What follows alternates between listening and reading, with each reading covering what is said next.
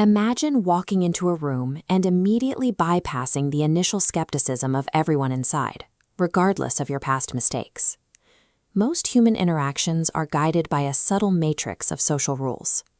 While many believe influence requires loud arguments or seniority, true authority is often established before a person says a single word. This is a roadmap for a 7-step behavioral sequence.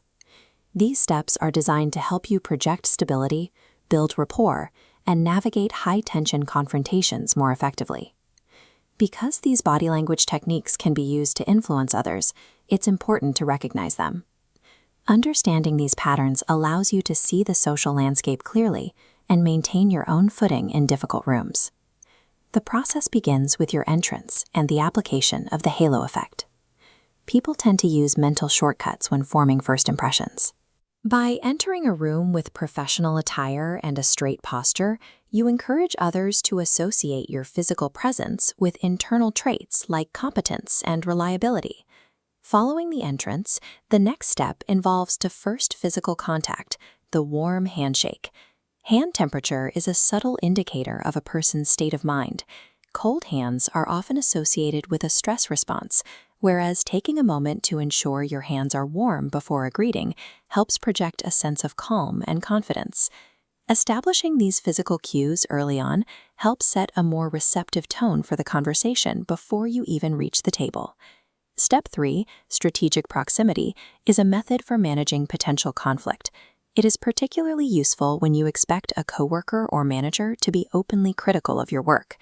Instead of sitting across the table, creating a natural path for confrontation, choose a seat directly next to the aggressive person. This changes the biomechanics. To maintain aggression, they must physically turn their entire body toward you, which is highly awkward. This use of space creates a psychological barrier that makes it much harder for them to sustain an angry tone, often encouraging them to lower their voice and speak more reasonably. Once the tension is managed, Step 4 uses subconscious mirroring to lower social friction with your target. Social cohesion is often built on similarity. By subtly reflecting the other person's posture or speaking volume, after a brief 2 to 3 second delay, you signal that you are in sync with them. Warning tone. The delay is essential. If the mirroring is too fast, it feels like mockery. Done correctly, it creates a sense of familiarity that makes the other person more open to your ideas. Step 5 shifts focus from body language to the way you deliver your words, the downward inflection. Ending a statement with a rising pitch sounds like a question, signaling uncertainty. Dropping the pitch signals finality and confidence. Even during a request, this downward pitch implies the matter is settled, encouraging the listener to treat it as definitive. By combining mirroring with a downward pitch, you build a bridge of trust and then use that connection to deliver your points with more weight.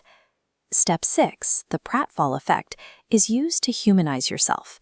If you appear overly polished for too long, others may become guarded.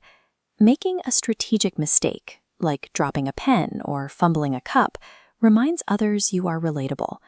A relaxed reaction to your minor error increases your likability. This moment of vulnerability lowers the defenses of those around you, making your previous display of authority feel more authentic and less intimidating. Finally, Step 7 is the snack man effect, which serves as a tool for de-escalating sudden, high-intensity arguments. If a situation becomes heated, simply beginning to eat a small snack or a piece of gum can have a surprising effect on the room's energy. Because eating is a primal, non-threatening activity, seeing you chew calmly during a crisis can disrupt the aggressor's momentum. It provides a visual cue that you are not escalating the fight, which can help bring the room's temperature down. These final steps act as safety valves, helping you maintain a composed and approachable presence, even when a meeting becomes unpredictable. You've now walked through the full sequence, from entering a room and establishing presence to navigating tension and managing vocal cues. Lasting influence is often found in these unspoken rules. Recognizing these patterns gives you a clearer understanding of how social dynamics are being shaped around you. Which of these techniques do you see most often in your own professional life? Share your observations in the comments. Subscribe to continue exploring the psychology behind human interaction and staying aware of the tactics used in the social matrix. Stay sharp, and I will see you in the next one.